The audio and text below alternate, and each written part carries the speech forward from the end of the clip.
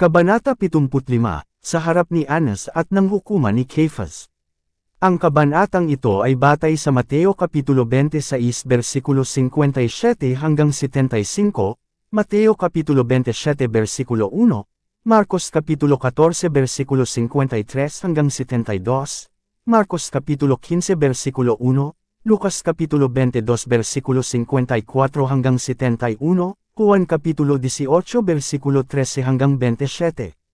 Sa ibabaw ng batis ng Kedron, dumaan sa mga halamanan at mga taniman ng olibo, at sa tahimik na mga lansangan ng natutulog na lungsod, dinadali nila si Jesus. Lampas hating gabi na, at ang mga hiyawan ng nagkakagulong mga mandurumog na sumunod sa kanya ay biglang bumuhos sa tahimik na hangin. Ang tagapagligtas ay nakagapos at mahigpit na binantayan, at siya ay kumilos ng masakit. Ngunit sa pananibik na pagmamadali sa kanyang mga bumihag sa kanya ay pumunta sa palasyo ni Annas, ang dating mataas na saserdote.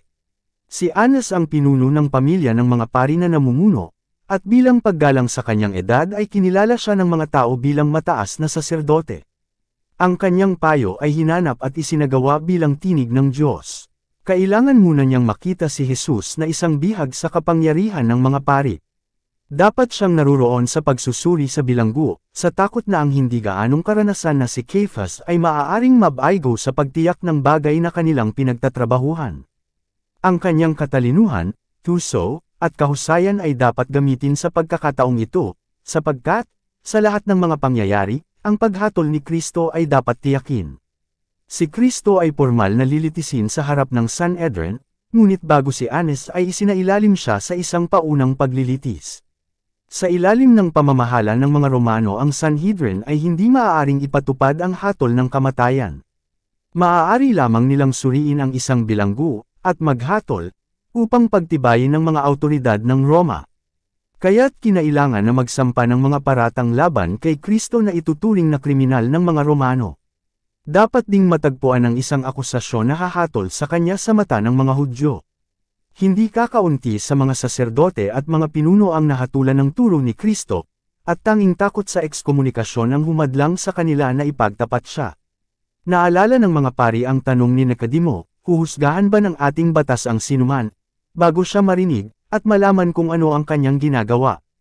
Juan Kapitulo 7 versikulo 51. Ang tanong na ito ay para sa oras na nasira ang konseho, at nahadlangan ang kanilang mga plano. Si Jose ng Arimathea at Nicodemus ay hindi na dapat ipatawag ngayon, ngunit may iba pa na maaaring maglakas loob na magsalita pabor sa katarungan. Ang paglilitis ay dapat isagawa ng gayon upang magkaisa ang mga miyembro ng Sanhedrin laban kay Kristo.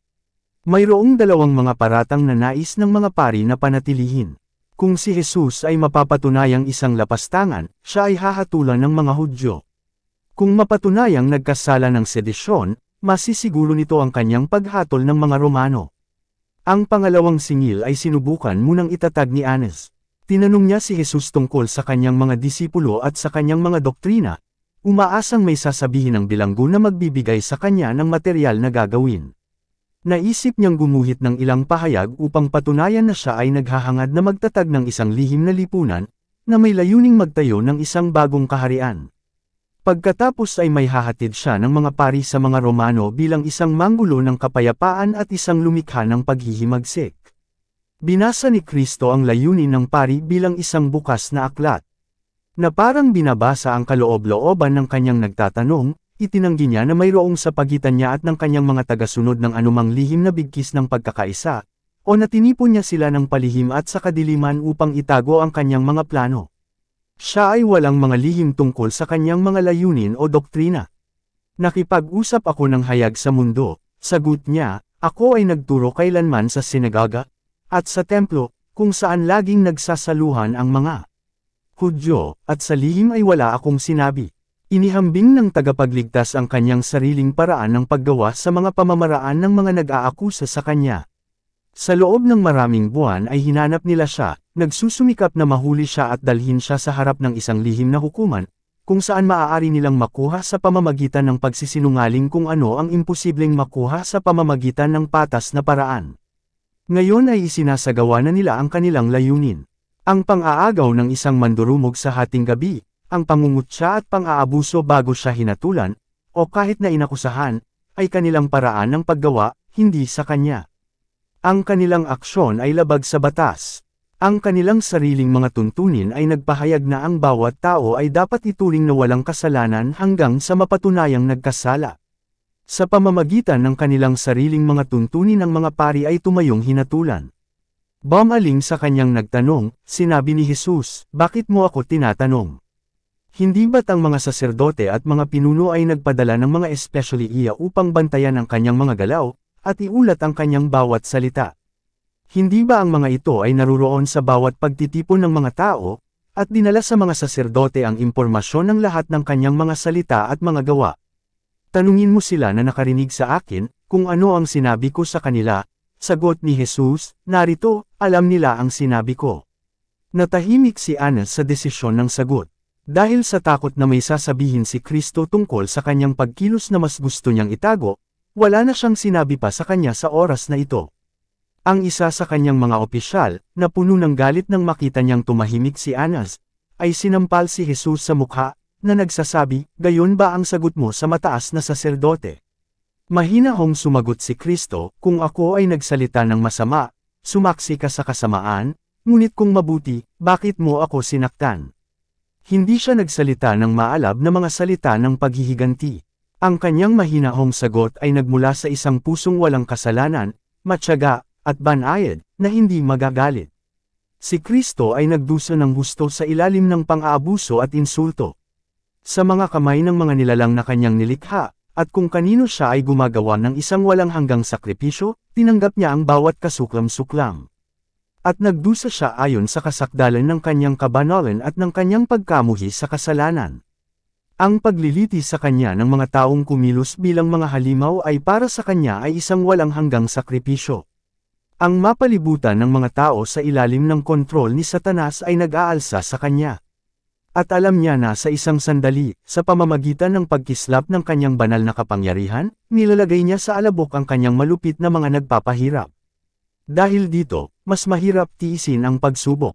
Ang mga Hudyo ay naghahanap ng isang Mesiyas na ihahayag sa panlabas na palabas. Inaasahan nila na siya, sa pamamagitan ng isang kidlat ng labis na kapangyarihan, ay baguhin ang agos ng pag-iisip ng mga tao, at pilitin mula sa kanila ang pagkilala sa kanyang kataas-taasang kapangyarihan. Kaya, sila ay naniwala, siya ay tiyakin ang kanyang sariling kadakilaan, at bigyang kasiyahan ang kanilang ambisyosong pag-asa. Kaya nang si Kristo ay tretuhin ng may paghamak, dumating sa kanya ang isang malakas na tukso upang ipakita ang kanyang banal na katangian. Sa isang salita, sa isang tingin, mapipilitan niya ang kanyang mga manguusig na ipahayag na siya ay Panginoon sa itaas ng mga hari at mga pinuno, mga pari at templo. Ngunit ito ay kanyang mahirap na gawain na manatili sa posisyon na kanyang pinili bilang isa sa sangkatauhan. Sinaksihan ng mga anghel ng langit ang bawat pagkilos laban sa kanilang mahal na commander. Nanabik silang iligtas si Kristo. Sa ilalim ng Diyos ang mga anghel ay makapangyarihan sa lahat. Sa isang pagkakataon, bilang pagsunod sa utos ni Kristo, pinatay nila ang hukbo ng Assyria sa isang gabi ng 185,000 lalaki. Gaano kadaling ang mga anghel, na nakikita ang kaiyahiyang tanawin ng pagsubok kay Kristo, ay nagpatotoo ng kanilang galit sa pamamagitan ng paglamon sa mga kalaban ng Diyos. Ngunit hindi sila inutusang gawin ito.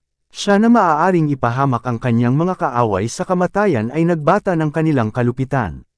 Ang kanyang pag-ibig sa kanyang ama, at ang kanyang pangako, na ginawa mula sa pagkakatatag ng mundo, na maging tagapagdala ng kasalanan, ang nagbunsod sa kanya na tiisin ng walang pagrereklamo ang karumaldumal na pakikitungo sa mga kanyang pinarito upang iligtas. Ito ay bahagi ng kanyang misyon na dalhin, sa kanyang sangkatauhan, ang lahat ng panunuya at pang-aabuso na maaaring ibunton ng mga tao sa kanya. Ang tanging pag-asa ng sangkatauhan ay sa pagpapasakop na ito ni Kristo sa lahat na kaya niyang tiisin mula sa mga kamay at puso ng mga tao. Walang sinabi si Kristo na makapagbibigay ng kalamangan sa mga nag-aakusa sa kanya, gayunpaman siya ay nakatali, upang ipahiwatig na siya ay hinatulan. Gayunpaman, dapat mayroong pagkukunwari ng hustisya. Kinailangan na magkaroon ng anyo ng legal na paglilitis. Desidido itong bilasan ng mga awtoridad. Alam nila ang paggalang kung saan si Jesus ay pinanghawakan ng mga tao, at nangamba sila na kung ang pag-aresto ay maingay sa ibang bansa, isang pagtatangka ng pagliligtas. Muli, kung ang paglilitis at pagbitay ay hindi naganap ng sabay-sabay, magkakaroon ng isang linggong pagkaantala dahil sa pagdiriwang ng Paskwa. Baka matalo nito ang mga plano nila. Sa pagtiyak ng paghatol kay Jesus, higit silang umaasa sa sigawan ng mga mandurumog, marami sa kanila ay mga gulo ng Jerusalem. Kung magkakaroon ng isang linggong pagkaantala, ang pananabik ay mawawala, at ang isang reaksyon ay malamang na lumitaw. Ang mas magandang bahagi ng mga tao ay mapupukaw sa pabor ni Kristo, marami ang lalapit na may patuto sa kanyang pagpapatunay, na naghahatid sa liwanag ng mga makapangyarihang gawa na kanyang ginawa. Ito ay magdudulot ng galit ng karamihan laban sa Sanhedrin. Ang kanilang mga paglilitis ay hahatulan, at si Jesus ay palalayain, upang tumanggap ng bagong pagpupugay mula sa karamihan. Kaya ipinasya ng mga saserdote at mga pinuno na bago malaman ang kanilang layunin, si Jesus ay dapat ibigay sa mga kamay ng mga Romano. Ngunit una sa lahat, isang akusasyon ang mahahanap. Wala pa silang napala. Iniutos ni Annas na dalhin si Jesus kay Caiaphas. Si Caiaphas ay kabilang sa mga Seduso, ang ilan sa kanila ay ngayon ang pinakadesperadong mga kaaway ni Jesus. Siya mismo, bagamat nagnanais ng lakas ng pagkatao, ay ganap na kasing malubha, walang puso, at walang prinsipyo gaya ni Annas. Hindi niya iiwan ang anumang paraan na hindi sinubukan upang sirain si Jesus. Ngayon ay madaling araw na, at napakadilim. Sa pamamagitan ng liwanag ng mga sulo at mga parol ang armadong banda kasama ang kanilang bilanggo ay tumuloy sa palasyo ng mataas na saserdote. Dito, habang ang mga miyembro ng Sanhedrin ay nagtitipon, sina Annas at Caiaphas ay muling nagtanong kay Jesus, ngunit hindi nagtagumpay. Nang ang konseho ay magtipon sa bulwagan ng paghatol, si Caiaphas ay umupo sa kanyang upuan bilang namumunong opisyal. Sa magkabilang panig ay ang mga hukom, at ang mga espesyal na interesado sa paglilitis. Ang mga sundalong Romano ay pumwesto sa entablado sa ibaba ng trono. Sa paanan ng trono ay nakatayo si Jesus. Sa kanya ang tingin ng buong karamihan ay itinakda. Matindi ang excitement. Sa lahat ng karamihan siya lamang ang kalmado at matahimik. Ang mismong kapaligirang nakapalibot sa kanya ay tila nababalot ng isang banal na impluensya. Itinuring ni Caiaphas si Jesus bilang kanyang karibal. Ang pananabik ng mga tao na marinig ang tagapagligtas, at ang kanilang maliwanag na kahandaang tanggapin ang kanyang mga turo, ay pumukaw sa mapait na paninibugho ng mataas na saserdote. Ngunit habang tinitingnan ngayon ni Caiaphas ang bilanggo, hinangaan siya ng paghanga sa kanyang marangal at marangal na tindig. Isang paniniwala ang dumating sa kanya na ang lalaking ito ay katulad ng Diyos. Sa susunod na sandali ay nanunuya niyang inalis ang pag-iisip. Kaagad na narinig ang kanyang tinig sa panunuya, mapagmataas na tono na humihiling na gawin ni Jesus ang isa sa kanyang makapangyarihang mga himala sa harap nila. Ngunit ang kanyang mga salita ay nahulog sa pandinig ng tagapagligtas na tila hindi niya narinig. Inihambing ng mga tao ang nasa sabik at mapagpahamak na ugali ni Annas at Caiaphas sa mahinahon at marilag na tindig ni Jesus. Maging sa isipan ng matigas na karamihang iyon ay bumangon ang tanong, ang taong ito ba na may maladyos na presensya ay dapat hatulan bilang isang kriminal? Si Caiaphas, na naunawaan ang impluensyang natatamo, ay nagmadali sa paglilitis. Ang mga kaaway ni Jesus ay nasa matinding kaguluhan. Sila ay desidido sa pagtiyak sa kanyang paghatol, ngunit kung paano ito gagawin ay hindi nila alam. Ang mga miyembro ng konseho ay nahahati sa pagitan ng mga Pariso at mga Seduso. Nagkaroon ng matinding puot at kontrobersya sa pagitan nila, ilang pinagtatalunang punto na hindi nila pananggahasang lapitan dahil sa takot na magkaroon ng away. Sa pamamagitan ng ilang mga salita ay maaaring napukaw ni Jesus ang kanilang mga pagkiling sa isa't isa, at sa gayon ay naiwasan ang kanilang galit sa kanyang sarili. Alam ito ni Caiaphas, at ninais niyang iwasang magkaroon ng pagtatalo. Maraming saksi upang patunayan na tinuligsan ni Kristo ang mga saserdote at mga estriba, na tinawag niya silang mga mapagkunwari at mga mamamatay tao, ngunit ang patotoong ito ay hindi nararapat na isulong. Ang mga Seduso sa kanilang matalas na pakikipagtalo sa mga Pariso ay ginamit nila ang katulad na wika. At ang gayong patuto ay walang bigat sa mga Romano, na sila mismo ay naiinis sa mga pagpapanggap ng mga Pariso. Maraming katibayan na binaliwala ni Jesus ang mga tradisyon ng mga Hudyo, at nagsalita ng walang paggalang sa marami sa kanilang mga ordinansa, ngunit may kinalaman sa tradisyon ng mga Pariso at Seduso ay nasa mga tebak, at ang ebidensyang ito ay hindi rin magkakaroon ng timbang sa mga Romano. Ang mga kaaway ni Kristo ay hindi nang ahas na akusahan siya ng paglabag sa Sabbath, baka ang pagsusuri ay magbunyag ng katangian ng kanyang gawain. Kung ang kanyang mga himala ng pagpapagaling ay ipapakita sa liwanag, ang mismong layunin ng mga pari ay matatalo. Ang mga huwad na saksi ay sinuhulan para akusahan si Jesus ng pag-uudyok ng paghihimagsik at pagnanais na magtatag ng isang hiwalay na pamahalaan. Ngunit ang kanilang patuto ay napatunayang malabo at magkasalungat. Sa ilalim ng pagsusuri, pinasinungalingan nila ang kanilang sariling mga pahayag. Sa unang bahagi ng kanyang ministeryo ay sinabi ni Kristo, "Gibain ang templong ito, at sa 3 araw ay aking itatayo." Sa makasagisag na wika ng propesya, sa gayon ay inihula niya ang kanyang sariling kamatayan at muling pagkabuhay. Siya ay nagsalita tungkol sa templo ng kanyang katawan. Juan Kapitulo 2 versikulo 19-21. Ang mga salitang ito ay naunawaan ng mga Hudyo sa literal na diwa, na tumutukoy sa templo sa Jerusalem. Sa lahat ng sinabi ni Kristo, ang mga pari ay walang mahanap na magagamit laban sa kanya maliban dito. Sa pamamagitan ng maling pagsasabi ng mga salitang ito ay umaasa silang makakuha ng kalamangan. Ang mga Romano ay nakibahagi sa muling pagtatayo at pagpapaganda ng templo, at ipinagmamalaki nila ito. Anumang paghamak na ipinakita dito ay tiyak na magpapasigla sa kanilang galit. Dito maaaring magtagpo ang mga Romano at Hudyo, Pariso at Seduso, para sa lahat ay gaganapin ang templo sa dakilang pagsamba. Sa puntong ito, 2 saksi ang natagpuan na ang patuto ay hindi masyadong magkasalungat gaya ng sa iba. Ang isa sa kanila, na sinuhulan para akusahan si Jesus, ay nagsabi, "Sinabi ng taong ito, kaya kung gibain ang templo ng Diyos, at may tatayo ko ito sa loob ng 3 araw." Kaya ang mga salita ni Kristo ay nagkamali. Kung sila ay naiulat ng eksakto tulad ng kanyang sinabi sa kanila, hindi sana nila natiyak ang kanyang paghatol kahit sa pamamagitan ng Sanhedrin. Kung si Jesus ay isang tao lamang, gaya ng inaangkin ng mga Hudyo, ang kanyang deklarasyon ay nagpapahiwatig lamang ng isang di makatuwiran, mapagmataas na espiritu, ngunit hindi maaaring ipakahulugan sa kalapastanganan. Kahit na maling inilarawan ng mga bulang saksi, ang kanyang mga salita ay naglalaman ng anumang bagay na ituring ng mga Romano bilang isang krimen na karapat-dapat sa kamatayan. Matiyag ang nakinig si Jesus sa magkasalungat na patuto. Walang salita ang kanyang binigkas bilang pagtatanggol sa sarili. Sa wakas, ang kanyang mga nag-aakusa ay nagulo, nalito, at nabaliw.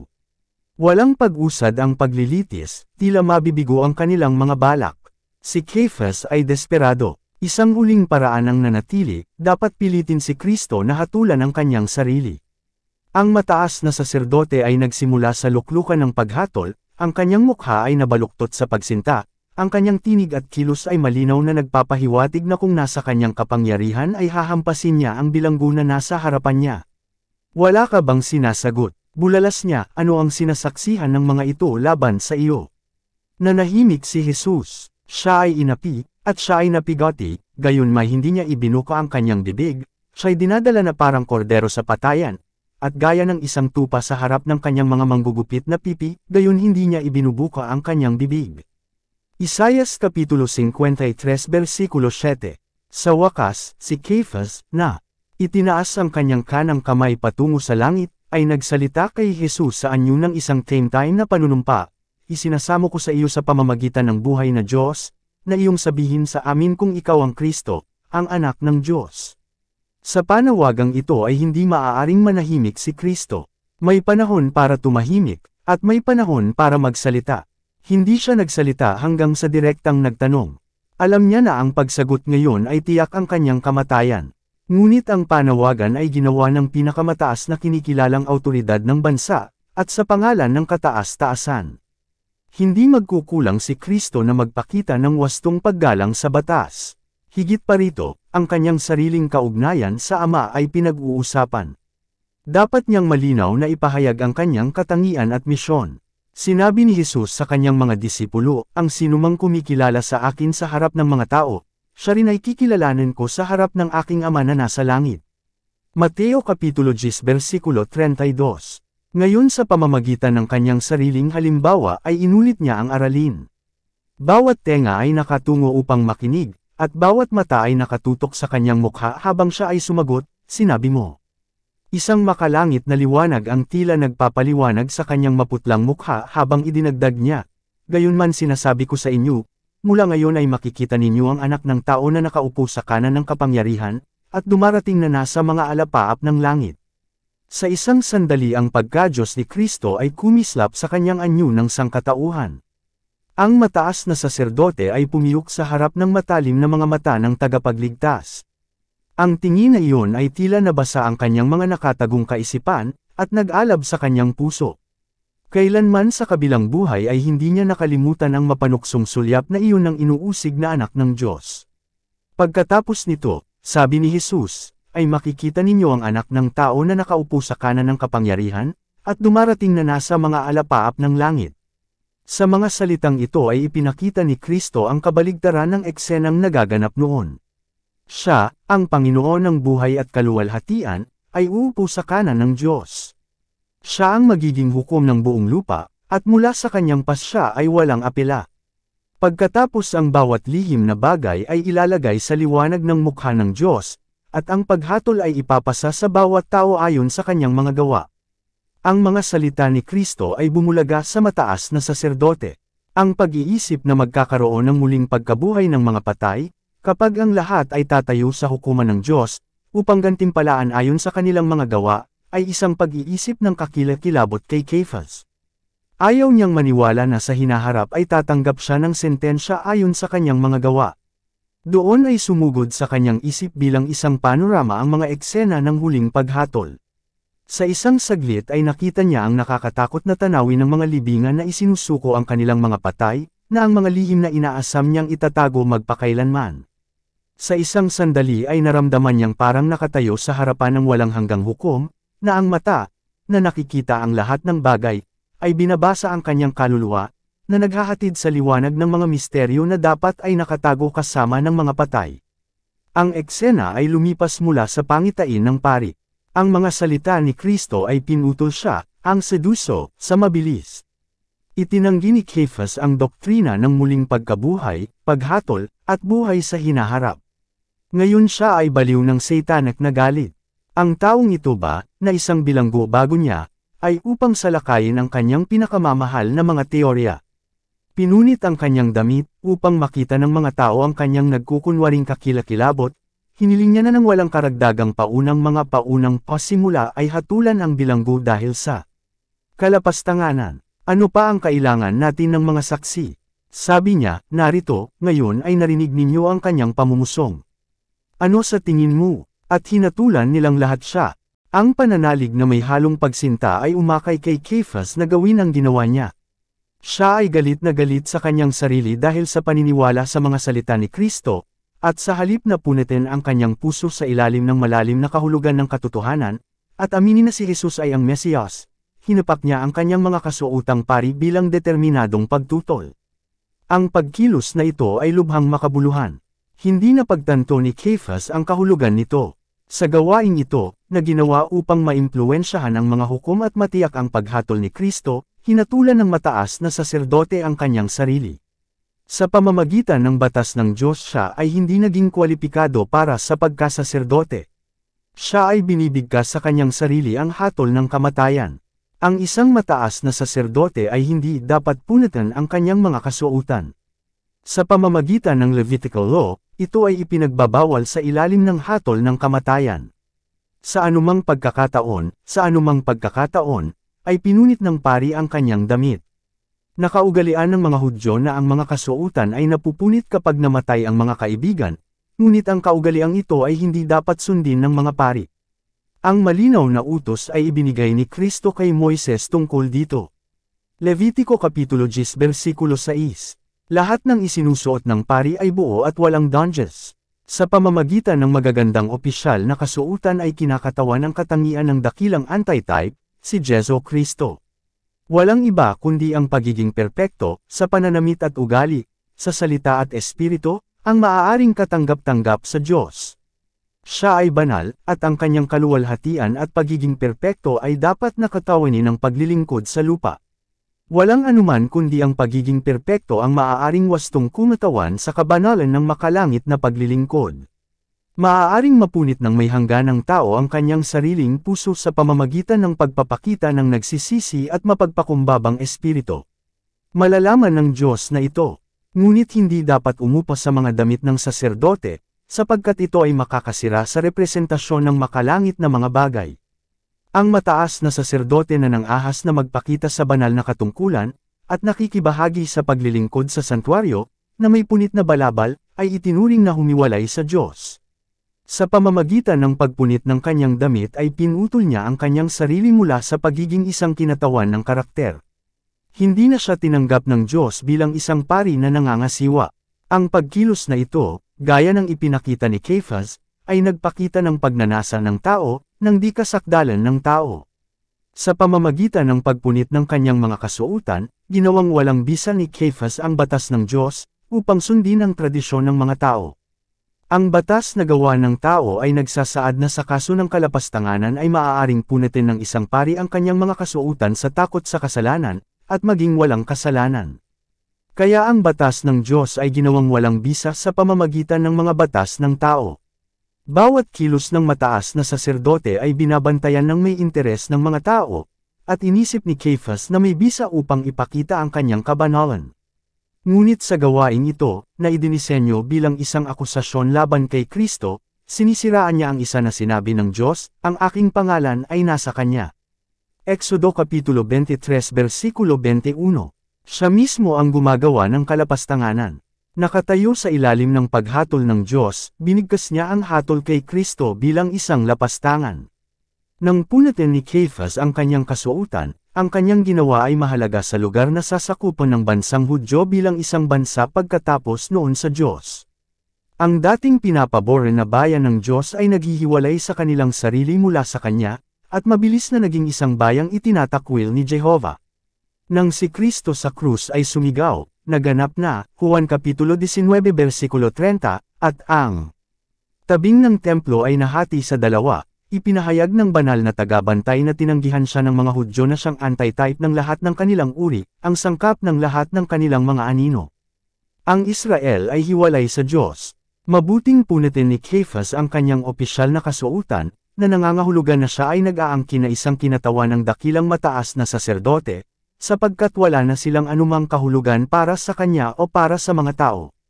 Baka mapunit ng mataas na saserdote ang kanyang mga damit sa katakutan para sa kanyang sarili at para sa bansa. Ang Sanhedrin ay nagpahayag na si Jesus ay karapat-dapat sa kamatayan, ngunit salungat sa batas ng mga Hudyo ang pagliliti sa isang bilanggo sa gabi. Sa legal na pagkondena ay walang magagawa maliban sa liwanag ng araw at bago ang isang buong sesyon ng konseho. Sa kabila nito, ang tagapagligtas ay itinuring ngayon bilang isang hinatulan na kriminal, at isinuko upang abusuhin ang pinakamababa at pinakamasama sa sangkatauhan.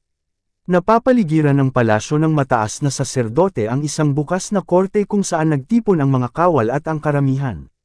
Sa pamamagitan ng hukuman na ito, dinala si Jesus sa silid ng bantay, sa bawat panig na nagpupulong na may panunuya sa kanyang pag-aangkin na anak ng Diyos.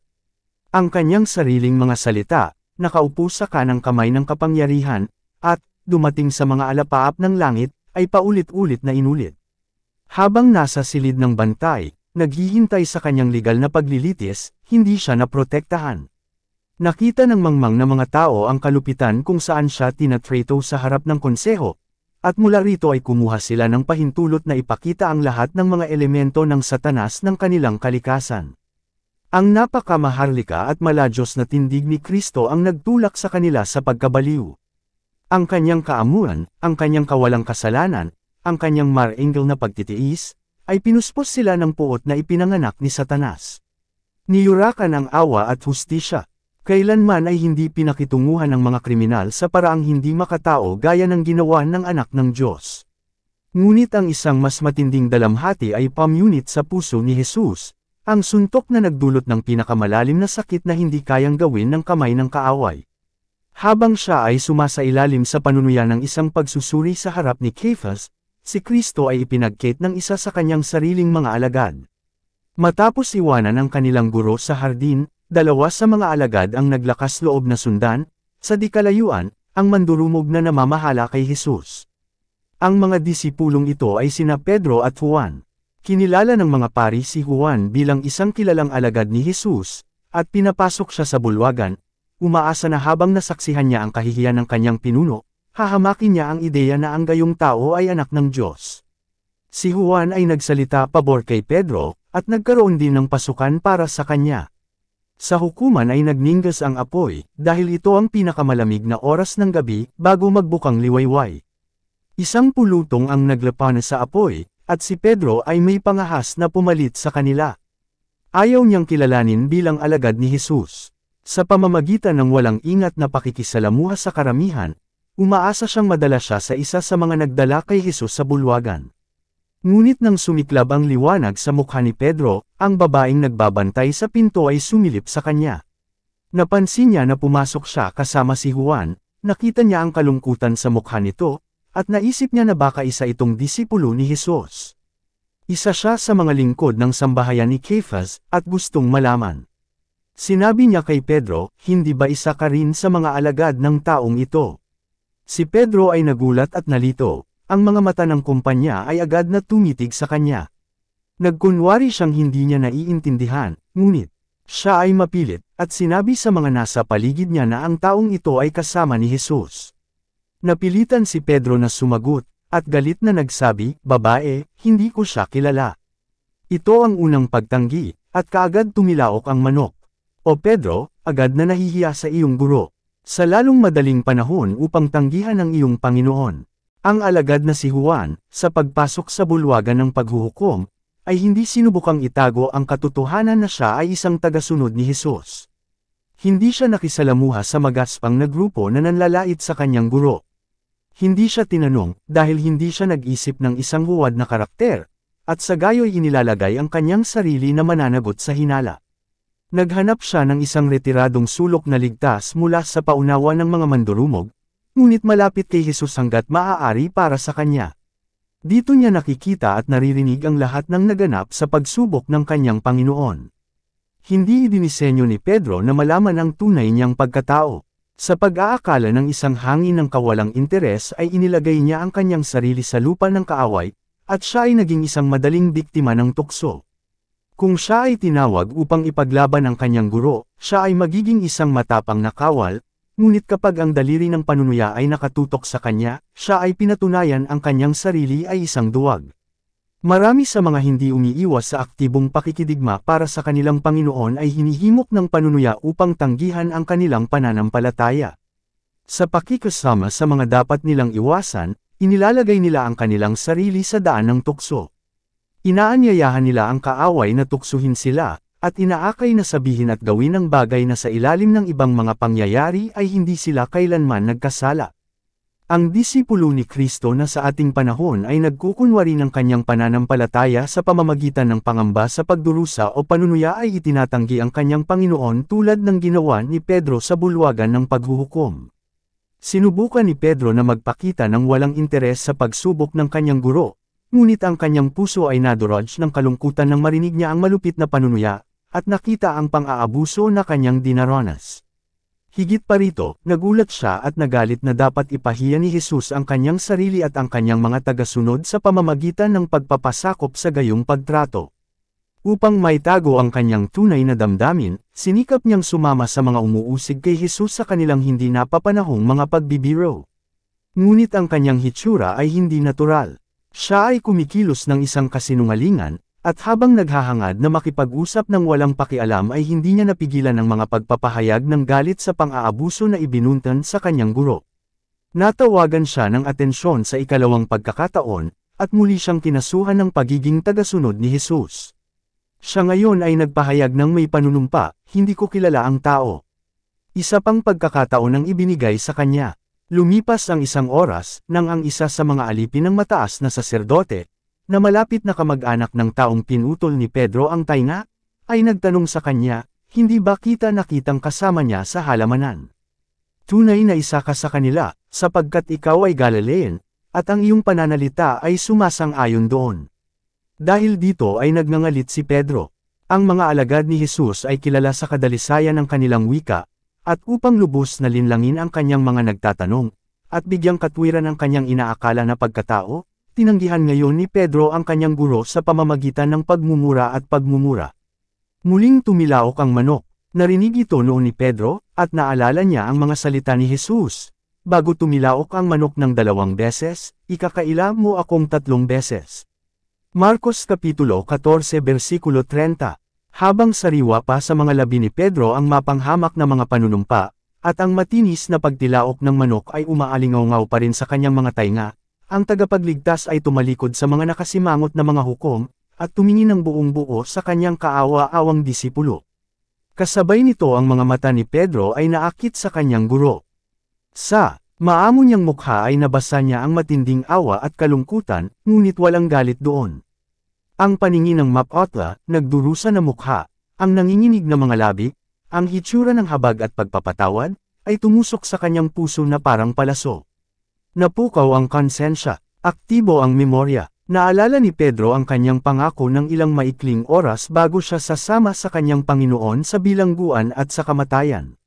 Naalala niya ang kanyang kalungkutan nang sabihin sa kanya ng tagapagligtas sa silid sa itaas na ikakaila niya ang kanyang Panginoon ng 3 beses ng gabing iyon.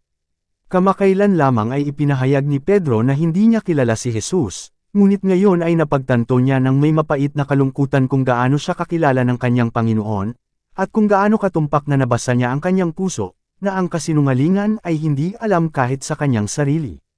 Isang alon ng mga alaala ang sumugod sa kanya. Ang magiliw na awa ng tagapagligtas, ang kanyang kabaitan at mahabang pagtitiis, ang kanyang kahinahunan at pagtitiyaga sa kanyang nagkamali na mga alagad, lahat ay nalaala. Naalala niya ang babala, Simon, narito, ninais ni Satanas na makuha ka, upang salain kanyang gaya ng trigo, datapwat ako ay nanalangin para sa iyo, na huwag maglaho ang iyong pananampalataya. Lucas Kapitulo 22 versikulo 31-32. Siya ay nagmuni-muni ng may kakila-kilabot sa kanyang sariling kawalan ng pasasalamat, sa kanyang kasinungalingan, sa kanyang pagsisinungaling. Muli siyang tumingin sa kanyang guro, at nakita niya ang isang mapanlait na kamay na nakataas upang sampilan siya sa mukha. Hindi na makayanan ang eksena, sumugod siya, nadurog ang puso, mula sa bulwagan. Nagpatuloy siya sa pag-iisa at kadiliman, hindi niya alam at walang pakialam kung saan. Sa wakas ay natagpuan niya ang kanyang sarili sa Getsemani. Matingkad na pumasok sa kanyang isipan ang eksena ng ilang oras ang nakaraan. Ang nagdurusa na mukha ng kanyang Panginoon, na may bahid ng dugong pawis at nanginginig sa dalamhati, ay bumangon sa kanyang harapan. Naalala niya ng may matinding pagsisisi na si Jesus ay umiyak at naghihirap sa panalangin ng mag-isa, habang ang mga dapat sana ay nakipagkaisa sa kanya sa pagsubok na oras na iyon ay natutulog. Naalala niya ang kanyang mataimtim na bilin, magbantay kayo at manalangin, upang huwag kayong magsipasok sa tukso. Mateo Kapitulo 26 versikulo 41. Muli niyang nasaksihan ang eksena sa court hall. Pahirap sa kanyang dumudugong puso ang malaman na idinagdag niya ang pinakamabigat na pasanin sa kahihiyan at dalamhati ng tagapagligtas. Sa mismong lugar kung saan ibinuhos ni Jesus ang kanyang kaluluwa sa matinding paghihirap sa kanyang ama, si Pedro ay nagpatira pa, at nagnanais na siya ay mamatay. Sa pagtulog nang sinabihan siya ni Jesus na magbantay at manalangin na inihanda ni Pedro ang daan para sa kanyang malaking kasalanan. Ang lahat ng mga disipulo, sa pamamagitan ng pagtulog sa kritikal na oras na iyon, ay nagkaroon ng malaking kawalan. Alam ni Kristo ang maapoy na pagsubok na kanilang pagdadaanan. Alam niya kung paano gagawa si Satanas na paralisahin ang kanilang mga pandama upang hindi sila handa sa pagsubok. Kaya nga binigyan niya sila ng babala. Kung ang mga oras na iyon sa hardin ay ginugol sa pagbabantay at pananalangin, hindi sana pinabayaan si Pedro na umasa sa sarili niyang mahinang lakas. Hindi niya itatanggi ang kanyang Panginoon. Kung ang mga disipulo ay nanood na kasama ni Kristo sa kanyang paghihirap, sila ay handa na makita ang kanyang pagdurusa sa krus. Naunawaan sana nila sa ilang antas ang kalikasan ng kanyang matinding paghihirap. Maaalaala sana nila ang kanyang mga salita na naghula sa kanyang mga pagdurusa, kanyang kamatayan, at kanyang muling pagkabuhay. Sa gitna ng kadiliman ng pinakamahirap na oras, ang ilang mga sinag ng Pag-asa ay nagliliwanag sa kadiliman at nagpapanatili sa kanilang pananampalataya. Pagsapit ng araw, muling nagtipon ang Sanhedrin, at muling dinala si Jesus sa silid ng konseho. Ipinahayag niya ang kanyang sarili na anak ng Diyos, at itinuring nila ang kanyang mga salita bilang paratang laban sa kanya. Ngunit hindi nila siya mahatulan dahil dito, sapagkat marami sa kanila ang hindi nakadalaw sa sesyon ng gabi, at hindi nila narinig ang kanyang mga salita. At alam nila na ang tribunal ng Roma ay walang makikita sa kanila na karapat-dapat sa kamatayan. Ngunit kung mula sa kanyang sariling mga labi ay maririnig nilang lahat ang mga salitang iyon na paulit-ulit, ang kanilang layunin ay maaaring makuha. Ang kanyang pag-angkin sa pagiging Mesiyas ay maaari nilang ipakahulugan sa isang seditious political claim. Ikaw ba ang Kristo? Sabi nila, sabihin mo sa amin. Ngunit nanatiling tahimik si Kristo. Nagpatuloy sila sa pagtatanong sa kanya. Sa wakas sa tono ng nagdadalamhating paghihirap ay sumagot siya, kung sasabihin ko sa inyo, hindi kayo maniniwala, at kung tatanungin ko rin kayo, hindi ninyo ako sasagutin, ni pababayaan man ako. Ngunit upang sila ay maiwang walang pagdadahilan, idinagdag niya ang mataimtim na babala. Sa ngayon ang anak ng tao ay uupo sa kanan ng kapangyarihan ng Diyos. Kung gayon, ikaw ba ang anak ng Diyos? Tanong nila sa isang boses. Sinabi niya sa kanila, sinasabi ninyo na ako nga. Sumigaw sila, ano pa ang kailangan nating saksi? Sapagkat tayo mismo ay nakarinig sa kanyang sariling bibig. At kaya sa ikatlong paghatol ng mga awtoridad ng mga Hudyo, si Jesus ay dapat mamatay. Ang kailangan lang ngayon, naisip nila, ay para sa mga Romano na pagtibayin ang paghatol na ito, at ibigay siya sa kanilang mga kamay.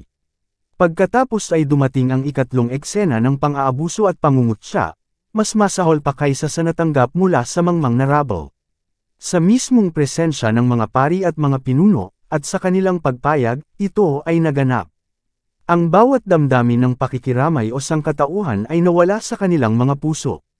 Kung ang kanilang mga argumento ay mahina, at nabigong patahimikin ang kanyang tinig, mayroon silang iba pang mga sandata, gaya ng sa lahat ng kapanahunan ay ginamit upang patahimikin ang mga erehe, pagdurusa, at karahasan, at kamatayan. Nang ang paghatol kay Jesus ay ipahayag ng mga hukom, isang satanikong galit ang umani sa mga tao. Ang dagandong ng mga tinig ay parang sa mababangas na hayop. Ang mga tao ay sumugod kay Jesus, sumisigaw, siya ay nagkasala, patayin siya. Kung hindi dahil sa mga sundalong Romano, hindi sana nabuhay si Jesus para ipako sa krus ng Kalbaryo. Siya ay napunit sa harap ng kanyang mga hukom, kung hindi nakialam ang awtoridad ng Roma, at sa pamamagitan ng puwersa ng mga armas ay napigilan ang karahasan ng mga mandurumog. Nagalit ang mga lalaking pagano sa malupit na pagtrato sa isang taong walang napatunayan. Ipinahayag ng mga opisyal ng Roma na ang mga Hudyo sa pagbigkas ng paghatol kay Jesus ay nilalabag ang kapangyarihan ng Roma, at nalabag pa nga sa batas ng mga Hudyo na hatulan ang isang tao ng kamatayan sa kanyang sariling patoto. Ang interbensyon na ito ay nagdulot ng panandaliang paghina sa mga paglilitis, ngunit ang mga pinunong Hudyo ay patay na pareho sa pagkahabag at sa kahihiyan. Nakalimutan ng mga pari at mga pinuno ang dignidad ng kanilang katungkulan, at inabuso ang anak ng Diyos ng maruming epithet. Tinuyan nila siya sa kanyang mga magulang. Ipinahayag nila na ang kanyang pagpapalagay sa pagpapahayag ng kanyang sarili bilang Mesiyas ay naging karapat-dapat sa kanya sa pinakakahiya-hiyang kamatayan. Ang pinakamasungit na mga tao ay nakibahagi sa karumal-dumal na pang-aabuso sa tagapagligtas. Isang lumang damit ang itinapon sa kanyang ulo, at ang kanyang mga manguusig ay sinampal siya sa mukha, na nagsasabi, "Hulaan mo sa amin, ikaw Kristo, sino ang sumakit sa iyo?" Nang matanggal ang damit, isang dukha ang dumura sa kanyang mukha.